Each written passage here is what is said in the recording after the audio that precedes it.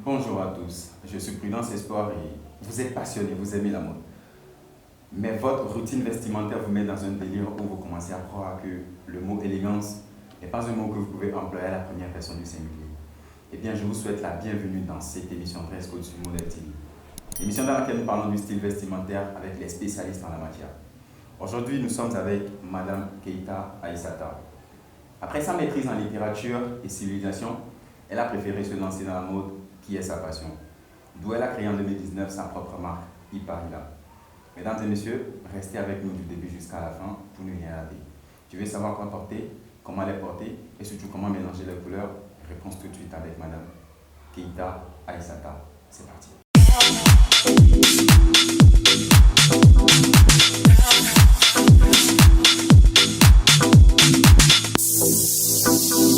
Bienvenue dans Dress Code, Madame Keita. Merci beaucoup, Comment Prudence. ça va? Ça va, je vais bien.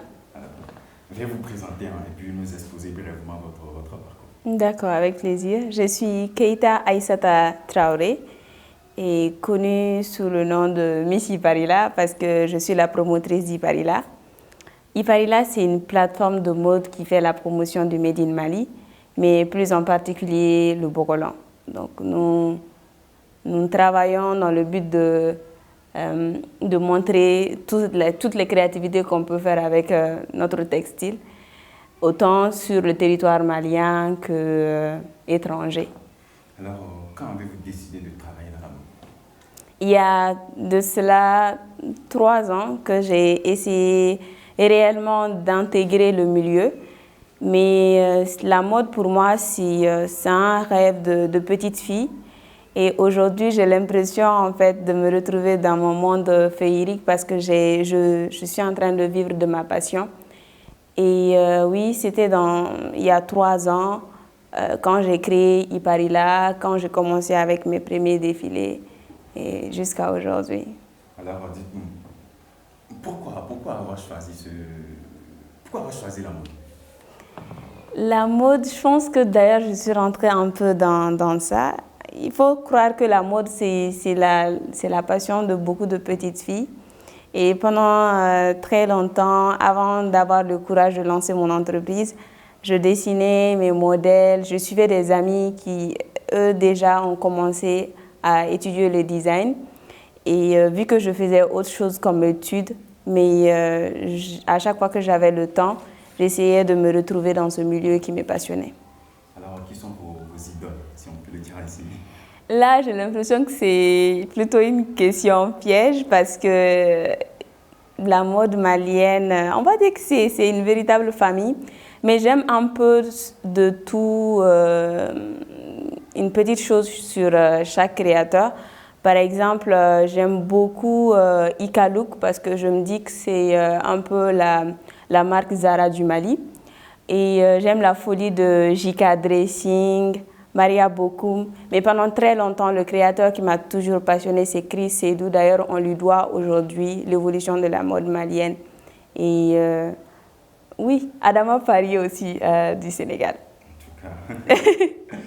Alors, un coucou spécial à tous ces créateurs qui passionnent tant les nouveaux venus, si on peut le dire ainsi. Oui. D'accord, voilà.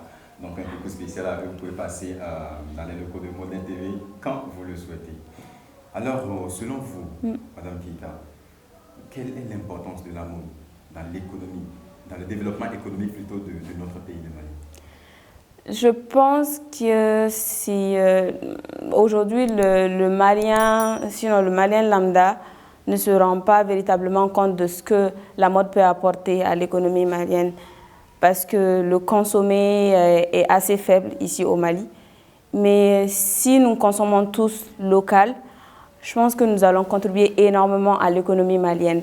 Rien que dans la production du coton, mais aussi en créant de l'emploi pour beaucoup de jeunes. Donc, du coup, nous allons lutter aussi contre le chômage. Ça, c'est vrai. La lutte surtout contre le chômage. Oui. Alors, tout à l'heure dans mon introduction, je l'ai dit, mais je vais encore vous le demander.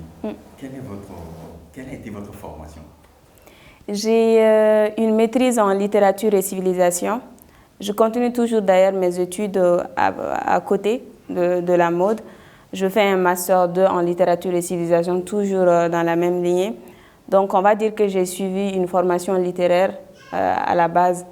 Voilà. Alors, comment est-ce que vous combinez les deux, ou bien comment comptez-vous combiner les deux dans le futur? Il m'arrive souvent de dire à mes professeurs de littérature que pour moi, la mode et la littérature, entre la mode et la littérature, il n'y a qu'un seul pas. On parle de créativité, alors rien que la littérature pour en parler. Et il est très facile pour moi en fait de combiner les deux parce que dans les deux en fait c'est aussi la créativité et la communication. Et la mode c'est vraiment ça. Voilà, donc il m'est souvent difficile entre les cours, l'entreprise, la vie de famille, mais ça va, j'arrive à tout gérer quand même parce que la passion te donne une force incroyable. Tout à l'heure, vous aviez dit que vous aviez commencé il y a cela 3 ans, c'est-à-dire en 2019. Oui. Donc maintenant, quand est-ce que vous avez débuté votre carrière dans la mode même? Je dirais 2 ans avant avec Farafina Design, où j'étais plutôt mannequin avec elle. Et j'hésitais un peu avant de me lancer. Elle me boostait tout le temps. Et c'était un moment assez fabuleux parce que j'ai appris beaucoup de choses sur la mode à côté d'elle. C'est une amie et aussi elle m'a permis de découvrir le conservatoire. Donc j'y passais un peu de temps à côté d'elle et à côté des professeurs qui enseignaient le design. Donc en gros, vous avez débuté votre carrière en tant que mannequin. Oui. Alors dites-moi, comment êtes-vous passé du mannequin au styliste, designer que vous êtes aujourd'hui? Ça a été très simple parce que moi, mon parcours était déjà connu d'avance. Je savais ce que je voulais faire. Juste que je voulais un peu connaître le milieu avant de me lancer. Donc du coup, ça a été être mannequin et après créateur. Je pense que c'est très simple d'ailleurs. C'est un alignement, sinon un chemin très très ficelé. En tant que mannequin, on arrive à découvrir les habits, on les porte, on a le toucher, on arrive à comprendre c'est quoi la créativité. Donc du coup, il est très simple pour un mannequin de devenir créateur d'ailleurs. Bon, Madame Keita Issata, vous avez commencé en tant que mannequin. Oui. Et dites-nous, comment êtes-vous passé de mannequin au styliste designer que vous êtes devenu aujourd'hui? Je pense que le passage du mannequin au designer est d'ailleurs très très simple, sinon très courte. En étant en contact avec les tissus et tout en les créations, on anticipe, on arrive à savoir avec quoi on peut faire quoi. Et je pense que c'est d'ailleurs ce qu'il faut. Il faut être d'abord mannequin ou travailler dans le backstage pour après être designer. Parce que ça contribue en fait à la formation. On rencontre beaucoup de stylistes créateurs et on se familiarise avec le milieu. Mais ce n'est pas tout le monde qui le fait aujourd'hui. Ce n'est pas tous les mannequins qui sont devenus stylistes designers aujourd'hui. Oui, mais je vois beaucoup de mannequins, par exemple ici au Mali, qui arrivent à créer une petite entreprise autour du vêtement, même si ce n'est pas le Made in Mali, mais toujours autour de la mode. Mais en même temps, il y en a qui disent que c'est trop difficile. Dites-nous, quelles sont les difficultés que vous rencontrez dans ce domaine? Peut-être parce que le Malien n'achète pas. On rencontre, je suis sûre d'ailleurs que vous avez invité beaucoup de stylistes sur ce plateau et on est nombreux à en parler. C'est parce que on arrive à vendre nos créations plus ailleurs qu'ici au Mali. Ça, c'est de un, de deux. On a l'impression en fait que les gens banalisent toujours le Made in Mali. Mais après, les gens aiment porter quand c'est du donner et non quand c'est acheter en fait. Donc, on rencontre ces différents problèmes. Donc, il faut réellement travailler sur la communication. C'est un travail d'haleine. Il faut tout le temps travailler 2 fois plus que les autres créateurs, par exemple, qui utilisent d'autres types de tissus. Mais en même temps, il y en a qui disent aussi, surtout on fait parvenir ça dans les commentaires et tout, que les Made in Mali sont souvent plus chers. Et puis on les comprend aussi, parce qu'eux-mêmes ils détaillent que la plupart du temps, on n'a pas une chaîne de production en tant que telle ici au Mali. Donc tout ce que les producteurs, c'est-à-dire les stylistes maliens utilisent, viennent d'ailleurs, tu vois. Du coup, c'est ce qui fait que le coût, le prix d'achat plutôt, voilà, le prix d'achat de ces vêtements-là s'élève un peu. Oui, voilà. Je dirais que là, si pas faux, il y a ce petit côté. Mais je ne pense pas que ça soit ça le problème, parce que si on utilise un autre tissu plus un mélange assez occidental, ça n'a pas le même coût. Et on peut se poser la question, oui, mais c'est quoi le problème avec le Made in Mali? Moi, je dirais aujourd'hui qu'il est temps en fait qu'on change de mentalité. Tout ce qui est fait à la main coûte véritablement cher. Si c'est une chaîne de production qui fait des tonnes de robes, par exemple, une grande entreprise, donc du coup, le coût reviendrait moins cher. Mais vu que c'est fait à la main et que chaque détail compte de près, c'est pas évident de vendre ça à un prix assez, tu vois, simple. Parce qu'il y a le prix aussi qui est ajouté en fait à la création. Les gens, il y a par exemple quand tu vois certaines tenues, tu te dis waouh, c'est magnifique, mais les gens n'estiment pas le travail ou des heures de travail fait là-dessus. Il est temps en fait qu'on revoie tout ça. D'accord. Je sais que les internautes nous suivent et ils vont prendre ça en considération. Oui. Mais en même temps, vous aussi, il faut essayer de tenir compte de la situation financière de notre pays. Non, mais on y tient, on y tient. Aujourd'hui, nous voulons travailler avec le coton de chez nous. Et il se trouve en fait que le Mali traverse une crise. Par exemple, la Comatex qui est censée faire d'énormes tissus pour les teinturiers et tout ça, rencontre beaucoup de difficultés. Et donc, ce n'est pas évident de trouver le tissu qu'on veut réellement. Et vu que nous achetons en fait ces tissus assez chers, donc il n'est pas évident pour nous de vendre moins cher. Il y a toutes ces difficultés. Donc, nous essayons franchement de faire en sorte que le Malien puisse porter le Made in Mali, parce que le Made in Mali est fait pour le Malien. Mais il est temps aussi qu'on arrive aussi à contribuer. Comment tu peux t'imaginer qu'un Malien est prêt à mettre le prix sur du Gucci, mais pas sur le Made in Mali?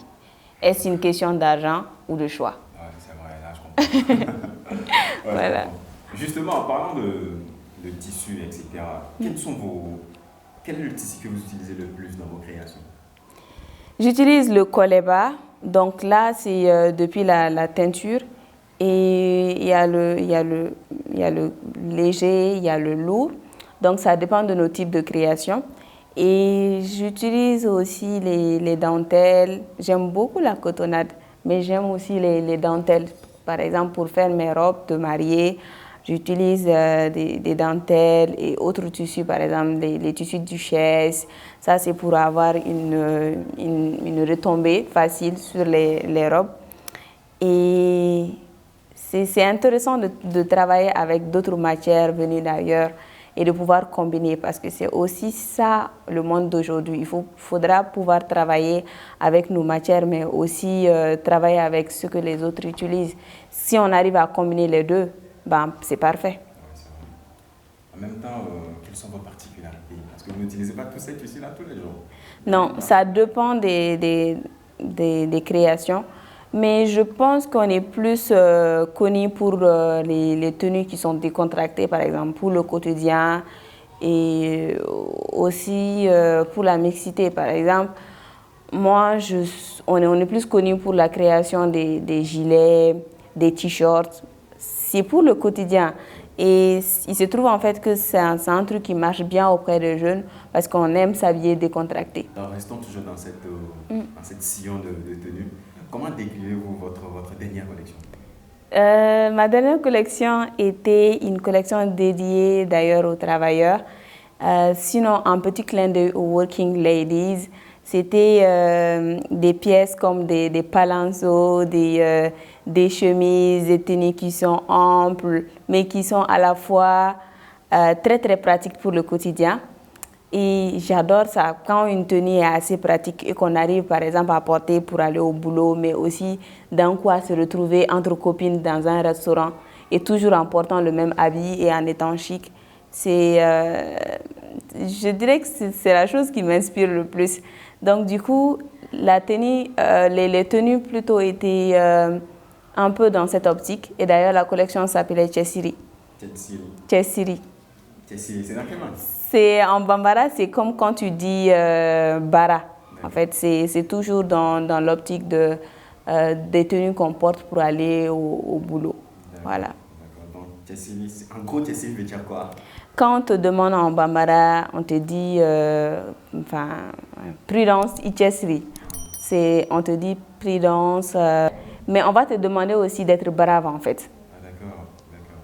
Et quand on part au boulot, avec tout le quotidien, tout ce qui peut se passer, on va te demander kiki ichesri, on va te demander d'être brave, d'être courageux. D'accord, d'accord, là je comprends. Oui. Alors, pour vous qui venez de nous rejoindre, nous sommes dans Dress Code, votre émission 100% mode qui parle du style vestimentaire avec les acteurs de la mode sur Modern TV.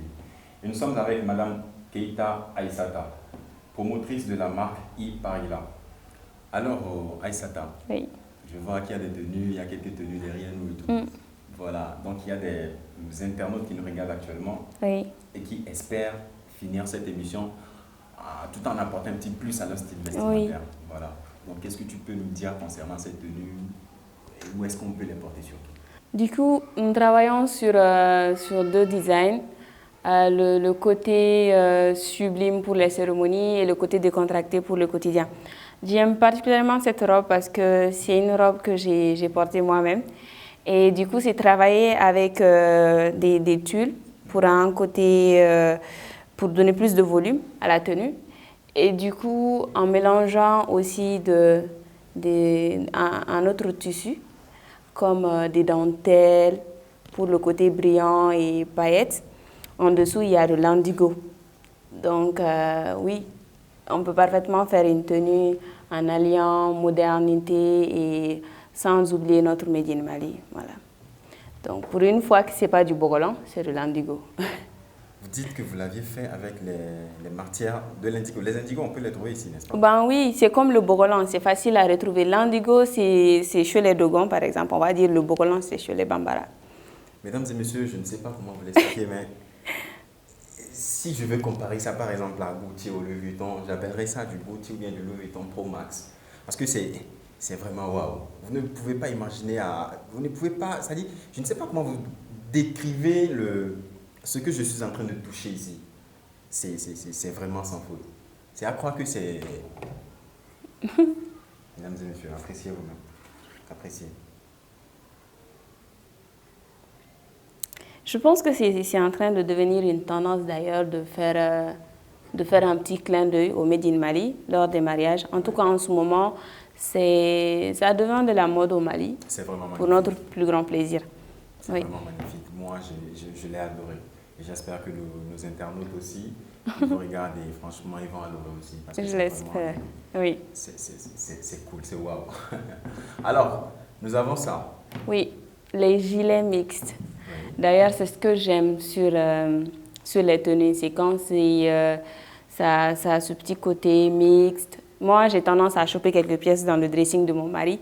Et j'aimerais en fait qu'on retrouve ça dans mes créations. Donc, du coup, les gilets, un homme peut porter comme une femme peut porter. Par exemple, tu achètes pour toi et madame peut te le piquer un jour pour le bureau. Et ça, c'est son petit côté qui est assez bien. Donc, il y a les petits boubous. C'est assez léger, donc à tout moment. Que ce soit pour une femme ou pour un homme, par exemple, on peut l'associer à un t-shirt pour un look assez décontracté. Et pour le bureau, on associe à une chemise, un pantalon chino, homme-femme, et le tour est joué. Et du coup, la ceinture, c'est pour marquer la taille. Il y a des jours où on a envie de marquer la taille ou non. Donc, du coup, le jour où vous avez plus envie de marquer la taille, vous attachez la ceinture et le tour est joué, par exemple, sur une jupe 3/4 ou une robe en dessous. Une robe 3/4 aussi, moulante, on utilise le gilet et on attache. Et moi, je dirais de ne pas attacher lorsqu'on porte, par exemple, un look pantalon. On laisse ouvert, montrant ce petit côté, sur une chemise blanche, ça donne trop bien. Et maintenant, vous allez me dire, si un homme porte, est-ce qu'il va falloir attacher? Justement, j'allais en venir. Non, un homme ne va pas attacher, par exemple, la taille. Il va utiliser ce petit foulard, par exemple, s'il a un mariage le week-end, il peut juste mettre le petit foulard sur le cou. Et du coup, ça te fait un petit rappel, en fait, sur le Made in Mali. C'est aussi souvent bien. Oui. Surtout, la signature, le Made in Mali. C'est la même chose que nous avons ici? Oui, c'est la même chose. Les tissus sont en bogolan, c'est ça? Oui, c'est un bogolan. Et là, la dernière pièce, c'est un boubou. entre un boubou et un gilet parce que c'est ouvert. Oui, oui. Donc, voilà. Ouais. Et ici? C'est ça. C'est la même chose aussi. Oui, mais là, c'est carrément un boubou, mais on l'a ouvert parce que je me dis, dans notre culture, en fait, nous aimons beaucoup le boubou. Et ce n'est pas seulement au Mali, c'est vraiment l'Afrique de l'Ouest. Nous adorons le boubou. Et ça pour les grandes cérémonies. Mais on peut aussi l'associer au quotidien. Donc, autant l'ouvrir comme un gilet et l'associer à des pièces qui sont plus décontractées. Voilà. Chers internautes, j'espère que vous avez appris quelque chose parce que moi, j'en ai appris beaucoup. Je ne savais pas qu'on pouvait porter des gilets sur des pantalons et puis des chemises en même temps. Pour moi, c'est seulement des jackets ou bien des vestes. Oui. Donc, j'espère que vous avez appris quelque chose avec notre Madame Keita Aïssata. Oui. Tout à l'heure, on a parcouru les tenues que vous nous aviez apportées. Et franchement, moi, je les ai vraiment aimées. J'espère que nos internautes aussi. C'est pareil chez les internautes aussi. Ah, je l'espère aussi. Alors, dites-nous, quels sont les podiums ou bien les défilés auxquels vous aviez participé? J'ai été dans le backstage du Mali Mode Show. Et ça, quand j'avais participé à l'académie, c'est une petite formation autour du Mali Mode Show qu'organise Hakim. D'ailleurs, je lui fais un petit coucou. Ça m'a permis d'être dans le backstage, de découvrir les différents créateurs. Et bon, pas en tant que styliste, mais jeune créateur. Et là, c'était pour mes débuts, c'était franchement bien. Après, j'ai fait des petits défilés dans les établissements. Mais les grands podiums, j'ai participé au Siama, à Sikasso, le dernier. Et ça m'a permis de rencontrer beaucoup de monde. Ça, c'était mon tout dernier défilé. En même temps, pour ceux qui ne le savent pas, Mali Mode Show, c'est un défilé de mode organisé par Hakim. On dirait même que ça fait partie des top 5 meilleurs défilés du Mali actuellement. Ouais, c'est super bien. Un coucou spécial au grand Hakim, parce qu'il fait du bon boulot, surtout dans la mode malienne. Alors, Madame Aïssata Keita, où peut-on se procurer tes collections, bien tes créations? Il y a eu un moment où c'était assez compliqué parce qu'on évoluait que sur les réseaux sociaux. Donc, du coup, j'allais demander aux internautes de s'abonner à nos différentes plateformes. Mais aujourd'hui, nous avons un showroom. Cette année, ça a été ouvert il y a juste quelques mois. C'est à Missabougou, à côté de l'hôpital du Mali. Ce showroom, c'est quand même un rêve qui est devenu réalité. Nous donnons vie à nos créativités et nous arrivons quand même à faire un stockage parce qu'avant, si une personne devait voyager, par exemple, et que la personne a envie d'avoir du Iparira dans sa valise, c'était un peu compliqué parce qu'on le faisait sur commande. Mais là, avec la boutique, nous arrivons à exposer quelques-unes de nos pièces. Mais oui, ça n'empêche pas que la plateforme soit à 80% web. Merci. Alors, comment travaillez-vous au quotidien? Quel est ta devise? Comment travaillez-vous au quotidien tous les jours pour devenir, ou bien pour être à ce niveau où vous êtes aujourd'hui? Je dirais que c'est très très difficile, mais c'est aussi avec l'aide de mes parents, de ma famille. J'arrive à allier beaucoup de choses, les études, l'entreprise, la vie de famille, parce que c'est assez compliqué. Et j'ai eu la chance d'épouser un mari qui est aussi fan du Made in Mali. Donc, ce qui fait qu'il m'encourage beaucoup à faire ce que je fais. Et voilà, je me dis aussi que c'est le petit conseil aussi que je donnerais, il faudra suivre sa passion parce que lorsqu'on travaille dans quelque chose qu'on aime, on ne s'imagine pas fatigué jusqu'à un certain niveau. C'est vrai qu'on est souvent fatigué, mais on prend toujours le courage parce qu'on a l'amour de ce qu'on fait. On se réveille chaque jour avec plus de courage pour le faire. Comme quoi, quand on est épaulé, quand on est soutenu, on devient inarrêtable. Oui, c'est clair. Alors, quel conseil donneriez-vous à ceux qui nous regardent, ceux qui nous suivent en ce moment? Je dirais d'être plus créative et parce que en fait, on rencontre aujourd'hui un petit souci au Mali, c'est que beaucoup de créateurs en parlent, c'est de se faire plagier, par exemple, sur ses créations. Et là, ce problème, on le rencontre plus souvent sur des différentes plateformes. Donc, ça devient un sérieux problème. Donc, je dirais à ces jeunes créateurs, tout comme moi, d'être encore plus créatifs, de donner vie. Il ne faudra juste pas se dire, parce que moi, à mes débuts, c'est C'est ce que je me disais. Est-ce que ce que j'aime porter, est-ce que ce que je veux produire va plaire? Il faut toujours prendre le risque de produire parce qu'il va trouver toujours quelqu'un. On se fait quand même une communauté. Moi, mon amour pour le décontracté, j'aurais jamais cru aujourd'hui que ça allait plaire à beaucoup de gens. Mais il se trouve que tout ce que j'adore porter, c'est aussi ça que ma communauté aussi aime porter. Donc, se faire confiance et donner vie à sa créativité. Voilà. Mesdames et messieurs, je vous rappelle qu'elle a commencé il y a seulement 3 ans. Mais sa robe de mariée, elle a produit elle-même. Donc imaginez un peu son degré de créativité. J'aimerais en même temps, j'aimerais lui poser la question, c'est quoi sa tenue préférée? Mais je connais déjà la réponse. Mais en même temps, je vais un peu lui demander, c'est quoi votre tenue préférée? Ma tenue préférée, ça va te surprendre, mais ce n'est pas cette robe. Sérieux? Oui, parce que pour les gens qui me connaissent très bien savent que je suis très décontractée. Donc, du coup, je dirais que c'est le boubou, vous voyez le boubou qui est juste là. Ouais. Parce que ça, c'est une pièce que je peux associer à différents types d'habits sans que je ne puisse renouveler ma garde-robe. J'en peux avoir 5 looks avec ça. Et on l'associe à un jean, on l'associe à une jupe. Tandis que cette robe, je peux simplement la porter qu'une seule fois, par exemple une journée, mais alors qu'une seule pièce, je peux la porter 10 000 fois et en l'associant avec 10 000 pièces. J'aime beaucoup ça. Mesdames et messieurs, je crois que c'est la première fois que j'ai une mauvaise intuition. Okay. Alors, tu vas regarder la caméra. Oui, bien sûr. C'est quoi votre plat malien préféré? Je dirais que c'est le fakoy. J'aime beaucoup ce plat. Et même si je ne suis pas nordiste, mais c'est un plat que j'ai toujours aimé depuis toute petite. Et aujourd'hui, je continue à savourer le plat. C'est aussi ça la diversité au Mali. On arrive à découvrir différents types de plats, même en état d'une autre ethnie. Donc, mon plat préféré, c'est le fakoy. Ils ont quoi avec le fakoy? Le fakoy est très bon. Bon, laisse tomber, tu ne peux pas savoir. D'accord. Madame Aïssata Keïta, Oui. beaucoup de stylistes voudraient se lancer, mais ils se posent des questions. Est-ce que ça va marcher? Est-ce que la consommation serait vraiment ça? Est-ce que ça pourrait m'aider? Ils doutent. Est-ce que tu vois? Parce que voilà, la réalité du terrain aussi existe. Oui. Quel conseil donneriez-vous à ces jeunes stylistes-là qui voudraient se lancer, mais en même temps, ils ont un petit recul? C'est oser et avoir des repères.